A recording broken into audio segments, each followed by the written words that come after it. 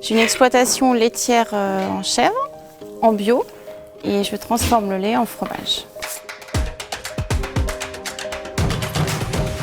Ma marque c'est Carcabras, donc Cabras pour les chèvres des Pyrénées, que voici. J'ai des chèvres du Massif central et j'avais à cœur de sauvegarder cette biodiversité agricole. Et en plus, elles ont la particularité d'être beaucoup plus rustiques et donc résistantes aux maladies. Je m'étais toujours dit que de toute manière, je mangeais bio et que je travaillerais en bio, que les clients aient confiance dans la production que je leur proposais. Alors ici, on a la première partie de la chèvrerie, il y a 2 espaces où elles ont des abreuvoirs, elles ont de la paille évidemment, de la luzerne ou du foin selon les saisons.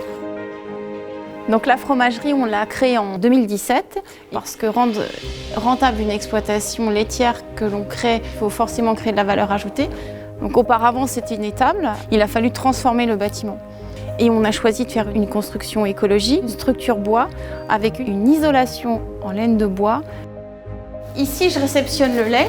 Donc c'est dans cette pièce-là que je le mets à cailler, donc je rajoute présure et ferment. Et là-bas, c'est la partie, on va dire, plus froid où j'ai mes caves d'affinage. Eh bien, j'ai pas tous les jours exactement la même quantité de lait. Mais en moyenne, je dois être à peu près entre 35 et 40 litres. Mes fromages, je les vends principalement aujourd'hui sur les marchés. Je fournis également une AMAP, la MAP de Lombès, qui est à 20 minutes de chez moi.